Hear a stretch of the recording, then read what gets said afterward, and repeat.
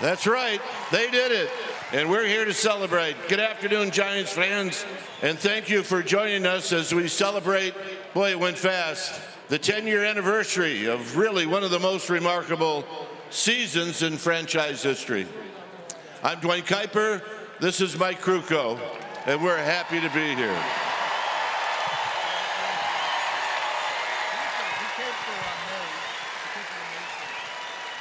That season cemented this team's legacy as a dynasty as they captured their third World Series championships in 5 years. How about that?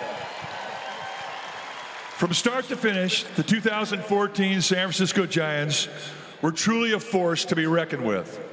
They finished the regular season with an 88-74 record to secure the second wild card spot and punch their ticket to the postseason. And from there, they never looked back. The Giants made quick work of the Pirates in the wild card game with a stellar outing from Madison Bumgarner and an epic grand slam by Brandon Crawford to break the game open. Yep. So where do they go from there? Well, they head to Washington, and the Giants took on the Nationals. Included in that was a pivotal 18-inning marathon game 2, highlighted by an incredible job by the bullpen and the game-winning home run by Brandon Belt in the 18th inning. That's right. So now where do they go? Well, this has always been a great rivalry. Now they take on the Cardinals in the NLCS. Giants took the Cardinals in a highly contested 5-game series, capped by an epic 3-run home run off the bat of Travis Ishikawa. Yes. And what did that home run do? It sent the Giants to the World Series against Kansas City, and then that series punctuated by the most incredible pitching performance that we've ever seen by Madison Bumgarner.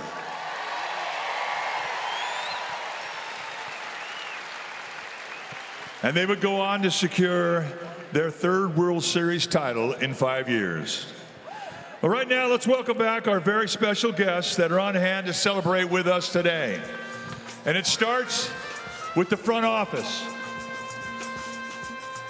Giants scout in 2014 and current hitting coach, Pat Burrell.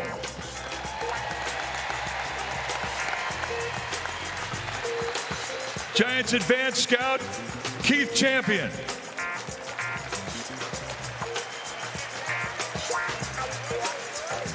Director of Player Development, Shane Turner. Assistant General Manager and VP of Baseball Operations, Bobby Evans.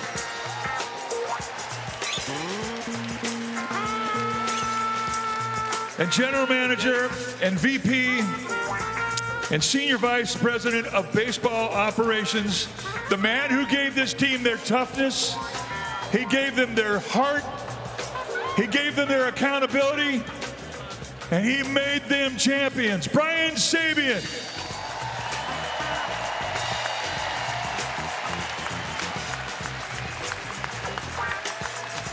And the mother hen of the clubhouse, the greatest clubby in the history of the game, Mike Murphy.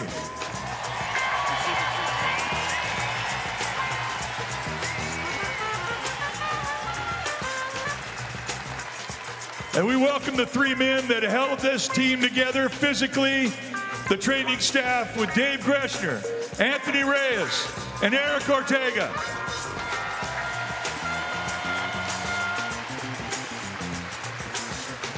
And now the coaching staff. The bullpen catcher in 2014 and current assistant coach, Taira Uematsu.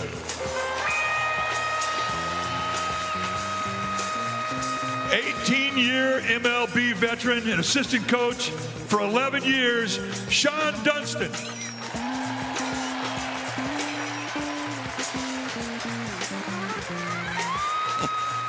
Well, the first punch of the two-punch system for the pitchers, 13-year Major League Baseball player and the Giants bullpen coach, Mark Gardner.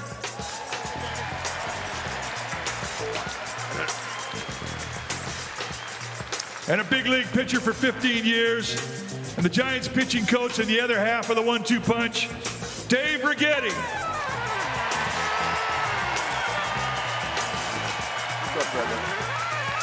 11-year big league player, the Giants third base coach, Tim, my butt's on the line, Flannery.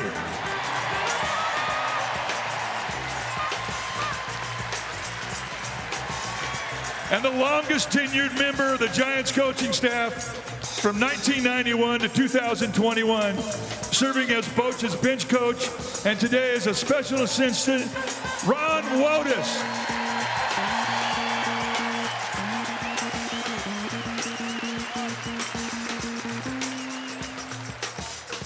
All right. Now let's get to the players. Yes, indeed. Infielder, A-Ray Adrianza. A-Ray, get out here. That a bit.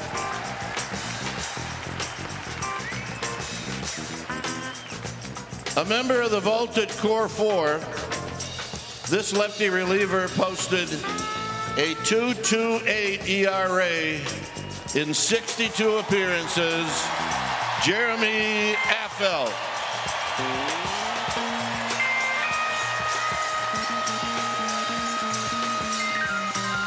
Despite being hampered by injuries during the regular season of 2014, his bat, his defense, his home run in the playoffs, here's Brandon Belt.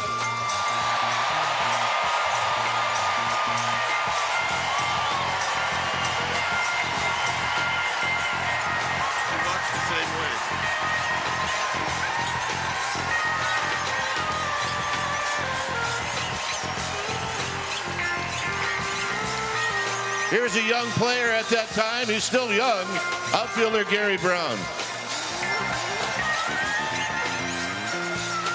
Giants also had a right-handed reliever, his name, J.C. Gutierrez.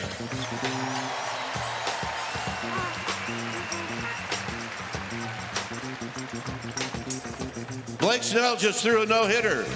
Well, who threw the last one before that? Here he is, Chris Heston.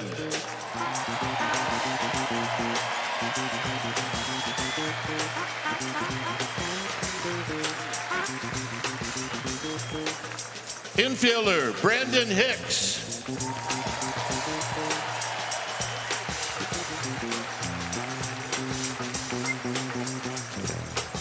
Providing veteran presence in the starting rotation. We saw him a long time across the bay. This righty posted a 3.57 ERA, 120 strikeouts, Tim Hudson.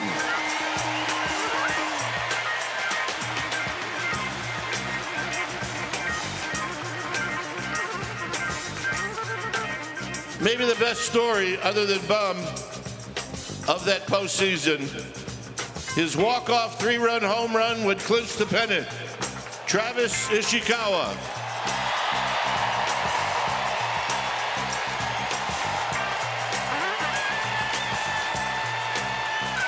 Eesh.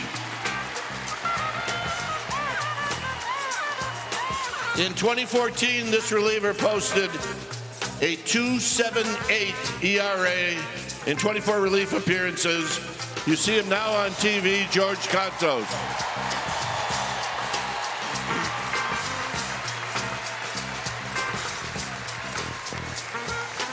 Another member of the vaunted Core 4, he was the adult in the room, our broadcast partner, Javi Lopez.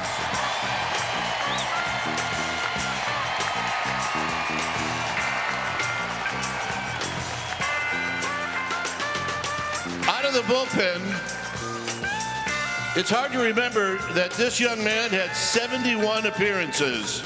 Gene Machi.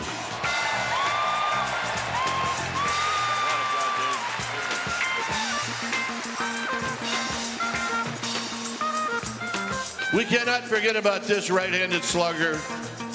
Delivered key hits for the club throughout the 2014 season, including the pinch hit game-tying home run in Game 5 of the NLCS and the game-winning RBI in Game 7. Michael Morse.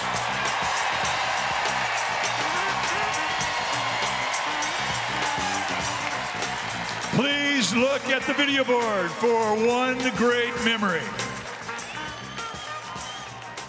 Kane does not go. The pitch is a bouncy ball up the middle. Glove hand flip to Crawford to first. That was an absolutely spectacular play from Joe Panic. And they're going to look at it. Oh, they got him. It is one of the most spectacular World Series play in baseball history. Joe Panic.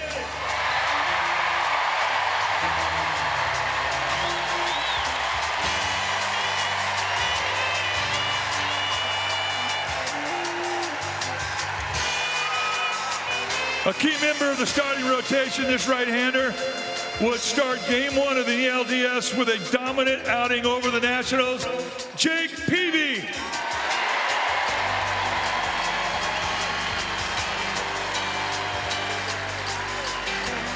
The inspirational leader of the team. He had 277 with 20 home runs in the regular season and provided key hits and stellar defense throughout the postseason. Hunter Pence.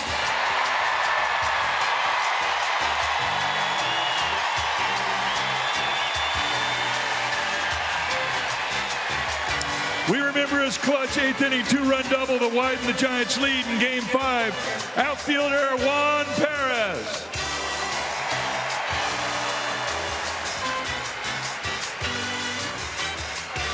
In an 18-inning Game 2 of the NLDS, he would become just the 7th player in MLB history to throw 6 or more scoreless innings of relief. Yusmeiro Petit.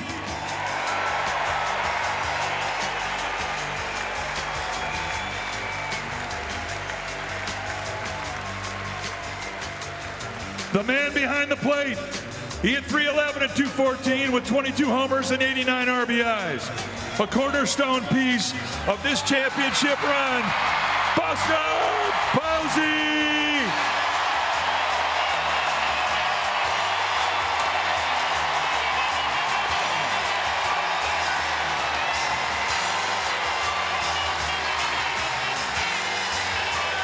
Another member of the Core Four and the newest member on the Giants Wall of Fame, Sergio Romo.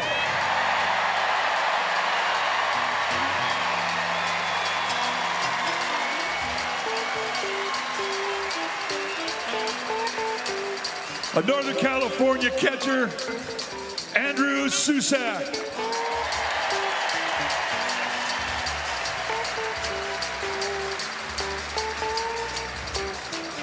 Another member of the starting rotation, a right-hander who never pitched or started a game that the Giants lost, Ryan Vogelsong.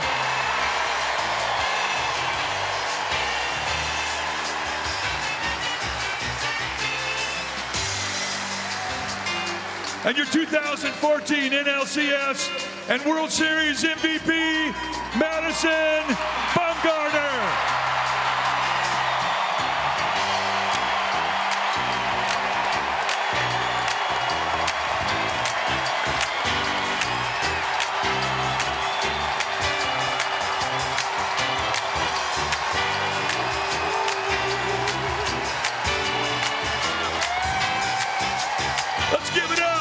For your 2014 World Series champion, San Francisco Giants.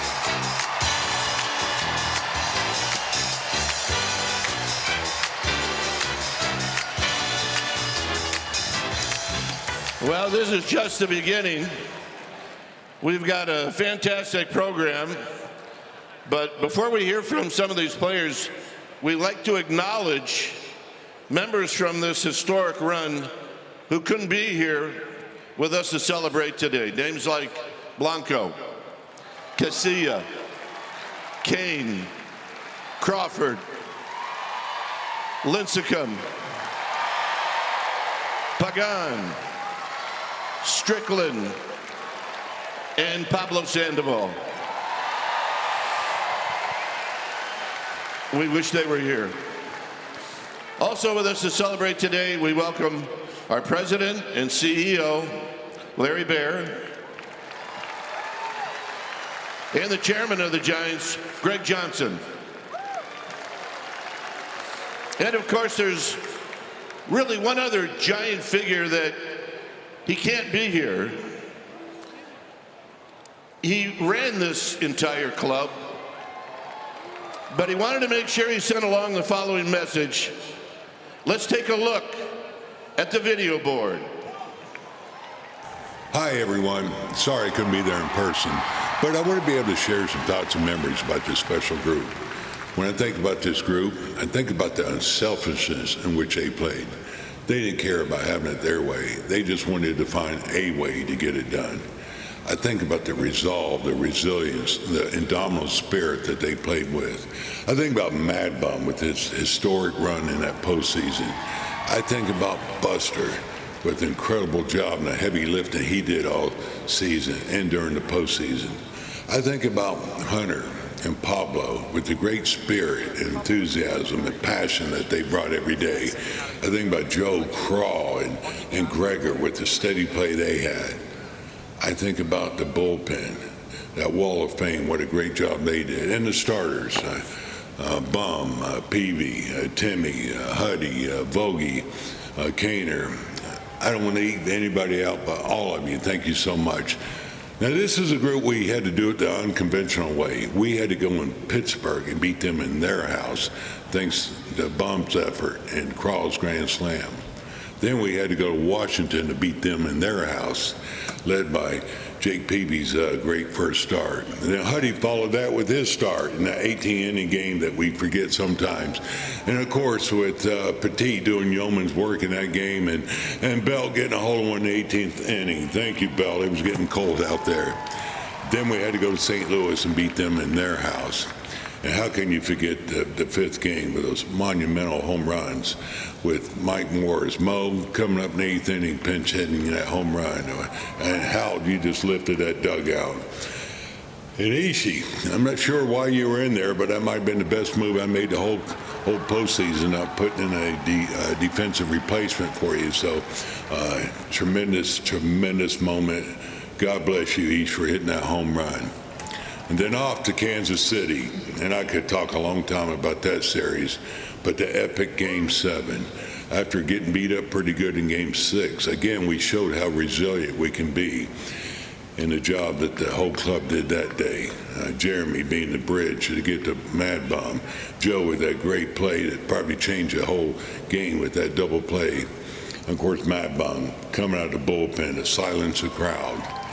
And one thing I'll never forget is Murph in the ninth inning. We're hitting, and I hear this voice, "Are you going to send Bum back out there?" And I look at Murph. I said, "Murph, after all these years, now you decide to start managing. It's a good time to have a laugh." But to the players, I can't thank you enough for all your hard work and determination. The staff, led by Sabes, Flan, I know you got to be having a good time getting the band back together. Whoa. Rags, Gardy, Roberto, Bam Bam, Joe, Wild Bill Hayes, Gresh, and your staff. I can't thank you enough. I hope you guys are having the best time, the greatest time, and I'd love to raise a glass with you. But I promise you, later on, I will raise a glass. You guys have a great time there. Thank you. All right, terrific from Bruce Bochy. Well, Mike and I get a couple of minutes here to talk about this bunch, but I'm not going to talk about them. I'm going to talk about the guy who put this team together, and that's Brian Sabean. What you may not know, it's probably easy to figure out. If you look at Brian's initials, it's BS. And with him, there was no BS. Nobody called BS on a player, a trainer, a coach, a broadcaster, or even a bus driver faster than Brian Sabean. I just want to mention about the 3 championships in Bryan. In 2010, thanks for thinking that Pat Burrow could still play. And thanks for picking up Javier Lopez and Cody Ross at the trading deadline. And in 2012, before the trading deadline ended, the Giants had acquired Marco Scudero and Hunter Pence. And in 2014, thanks, Brian, for getting Jake Peavy and also allowing Bruce Bochy to actually play Travis Ishikawa in left field. No, not for regular season games, for playoffs and World Series games. So, Brian, thanks for that and many other things. Mike? You got to think about how lucky we are, Dave Fleming and John Miller and Dwayne and myself, because we got to tell the story of 2010, 12, and 14. They were all remarkable, and we all kind of laughed and joked about it in 2010 about how y'all loved torture, because you got it. 2010, 12, and certainly in 2014, because during 2014, this band of men, they never ever gave up the hope. I mean, they stuttered and stepped and back, they 2 strides and 2 steps forward. And they got to September and they started to put together momentum. But they had to press. They won 88 games and they got the last seat at the table. But the whole time they just kept saying, we just have to get in. And once they got into the playoffs, the new season began. We watched this team cover each other's back, push one another, cheer one another, cry for one another. And in doing so, they accepted the responsibility of trying to live up to your expectation. And it was your incredible support that gave them the energy to push that final step. They were never the favorite. They were the underdog from day 1 to the 7th game of the final series in Kansas City. They loved each other. They love you. And together they forged something beautiful. They planted a flag in this city's name. Once again, give it up for the 2014 World Champion San Francisco Giants.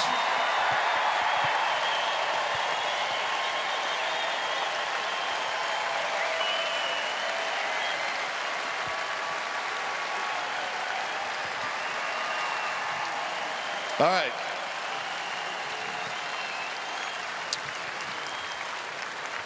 We're going to have 3 different panels of 3 players, and you're going to hear from them.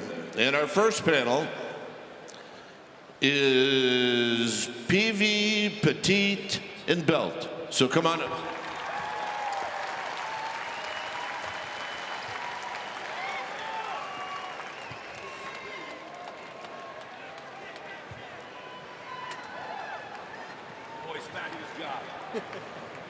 It's great to see you, Yusmero, isn't it? All right, we're going to start it off with Yusmero. Yusmero, in that 18-inning game in Washington, Tim Hudson was a starter, and he gave this club a quality start. You came in relief, and you gave this club a quality start. What did that outing mean to you? For me, it's really a special day, you know, because everybody remember that game, and I'm trying to concentrate for be the game tie because I know the team he can make a run some point in the game. So I'm trying to be there, hold there, and win the game. That's what will happen. Yep. And you're just 1 year shy of the core 5. Yeah. Yep. All right, Jake, so you come aboard. What'd you think when you came here? Well, this team already had championship DNA. Like you talk about, 10 and 12, these boys had done it before. It was just an amazing opportunity to come join forces back with Boch, Flan. An honor to be around Sabes and his staff.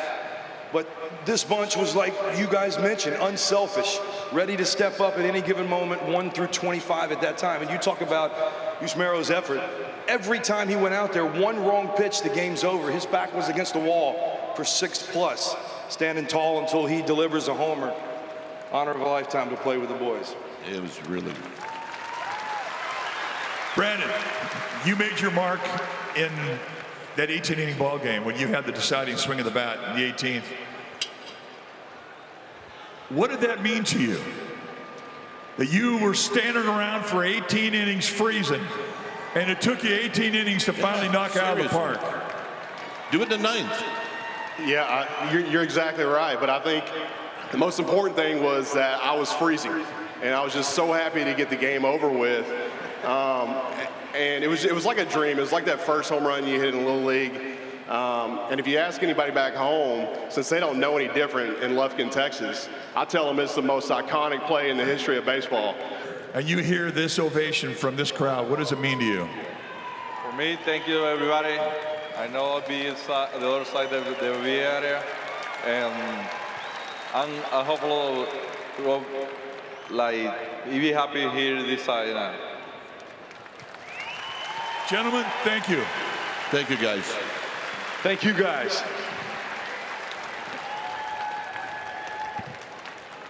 All right, next up, Affel, Vogelsong, Ishikawa.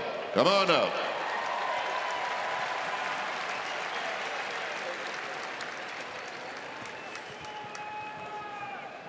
So probably let Vogie and Ish talk first, because if Affel talks first, you guys aren't going to be able to speak. Good point. Are we in agreement with that? Yeah. Yeah, that's probably true.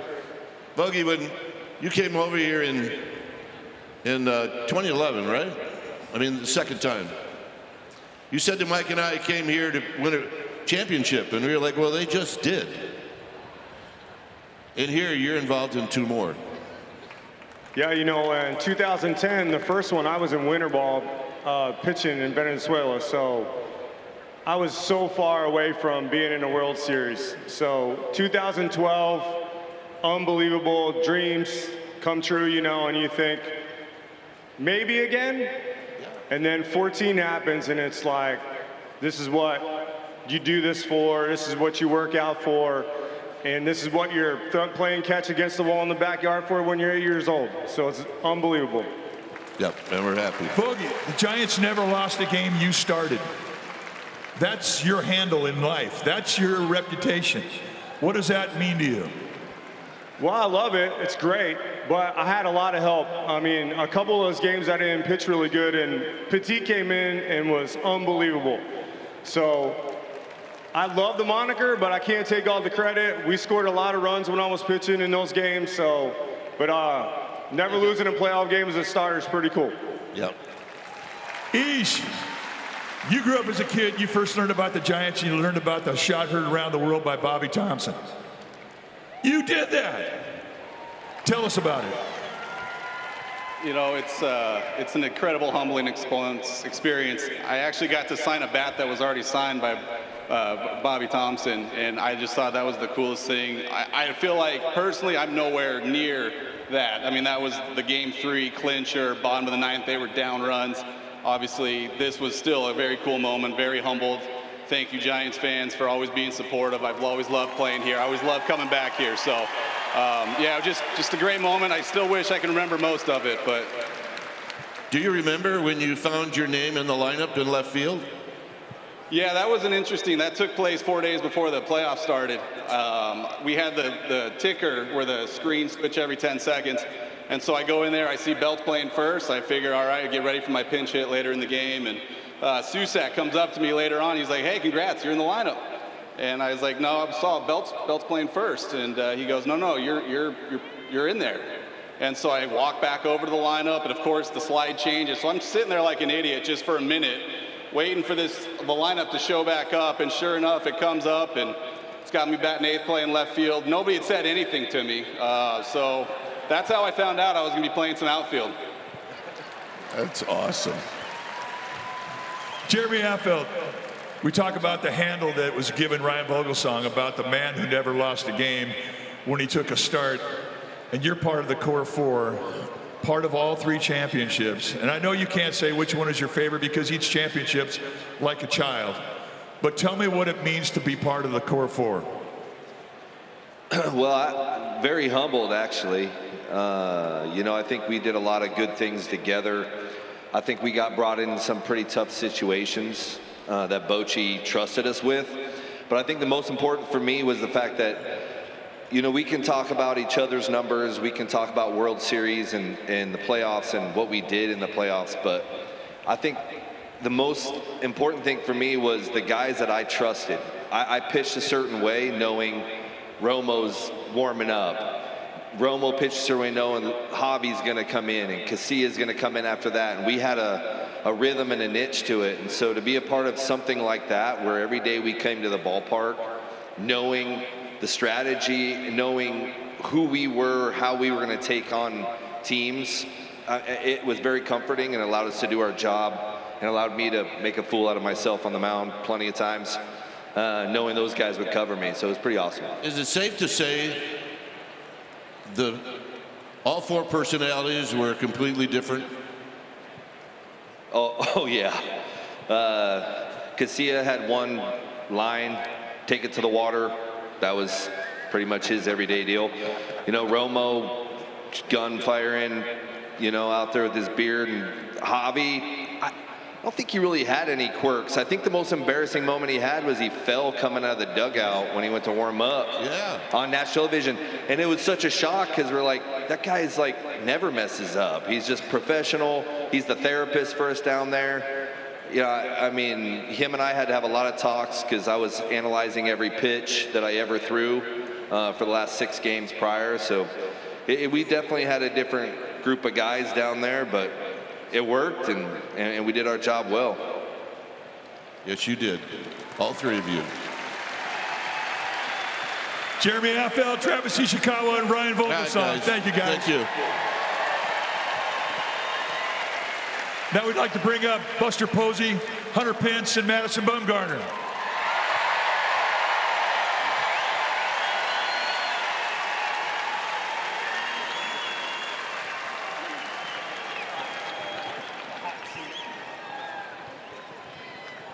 Okay, here we are 10 years later.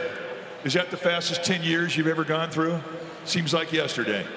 Yeah, it's tough to believe it's been 10 years, but the memories are pretty sharp. You never forget something that special, and being a part of a group that was this amazing, yeah, it went by in a blink of an eye. I mean, it wasn't that long ago. You were jumping around right here, right? After the last game? Was that was the yes, yes, yes, right? Oh, yeah. The yes, yes, yes movement, it was definitely a dream. I appreciate all you Giants fans for joining me with that. I didn't know if that was going to work out. I think these guys know I was a little bit crazy, but I believed in like shared vision. I believed in everyone buying into it together, and I asked the fans. We weren't guaranteed another game here. The last day of the season, they gave me a microphone, and I was like, I'm going to ask each and every one of you, do you want to see another game here? Give me a yes, yes, yes. How about one more time? One more time. Do you want to see this year's team get in the playoffs and do some work? Yes, yes, yes. Still got it. Hey, some things never change, right? Buster, the further you get away from these world championships, does it get better?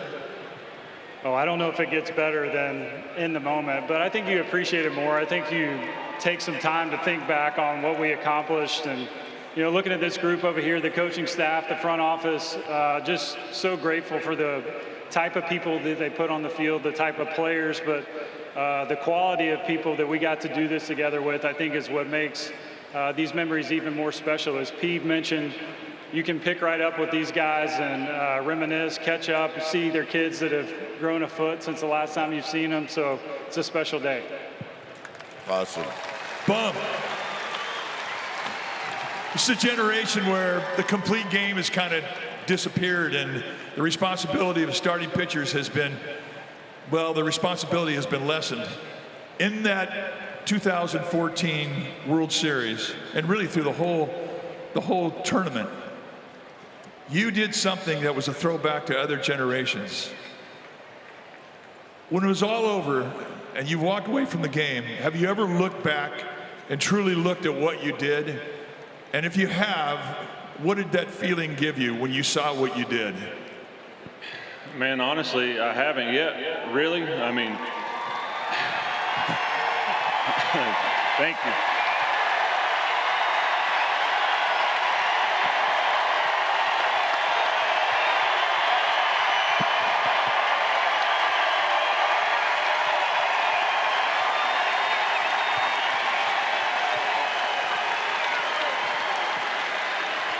Thank you, guys. I appreciate that one. That never gets old. And back to your question, the game's always changing, you know, and I think everybody falls in love with their era of the game, and they think that's the best, and that's how I feel about how it used to be. But I think guys still appreciate that, and they want to be able to do that too. I mean, you look at Webby. You know he wants to do that, and he's out here throwing 200 innings still. I'm excited to watch it. I love watching him throw. I don't know, it's just special don't do it justice, but it's a time that, we'll never forget. Well, I think it's important that you're here because I think it's important that you hear how important you are to them. And that's why you're glad you're here. Yeah, you are. I appreciate that so much, guys.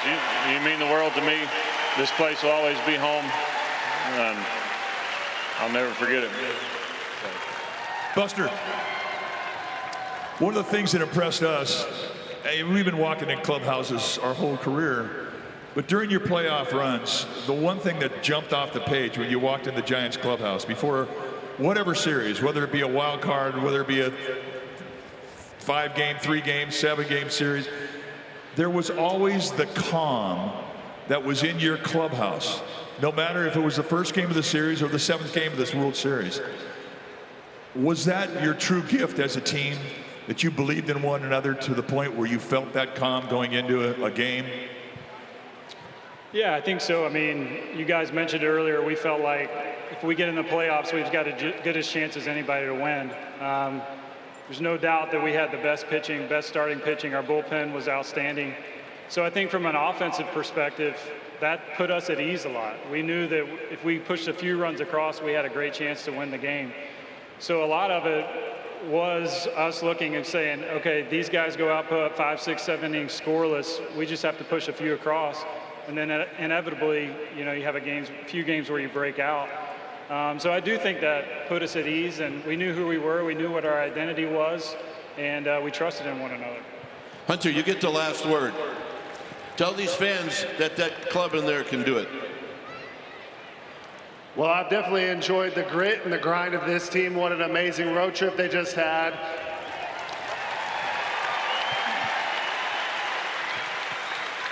And it's a very similar group to be around. Like, I got to give a lot of thanks to a lot of these players, Petit, Morse, a lot of unsung heroes in here that sacrificed a lot for each other. We withstood a lot of dark times, leaning on Buster and Bum, these guys talking about, you take hits, you take hits, you take hits, and you still believe, and we still believe. And Ryan Vogelsong, I want to say a big reason we didn't lose any games when he was taking them out as the playoffs is we all knew the amount of work each and every person put in. When Vogelsong all day won't talk for 2 days because he's so focused on the start, he puts every bit of work in, and these guys are doing the same grind. Their conversations are the same in the dark hours. They're like, we're going to get going. Matt Chapman had a tough start. He's got 19 home runs right now, and he told the guys, look, I'm not getting it done, but I'm going to get it done. We're going to stay together. Yastrzemski comes over and has talks with me. These guys believe, and these guys have that grit and that grind, and they've never pointed the finger. With this group, whenever things got tough, no one said it was your fault, your fault, your fault. They said, we're going to get through this together. And we see the same grind, and we see the same leadership from a Pat Burrell and a Bob Melvin. I really believe in these guys. And it's an honor to see them in the black and orange fighting the way they're fighting, just like we did in 2014. So from all of us, we tell all of them, thank you. One more time, let's hear it for the 2014 World Champion, San Francisco Giants.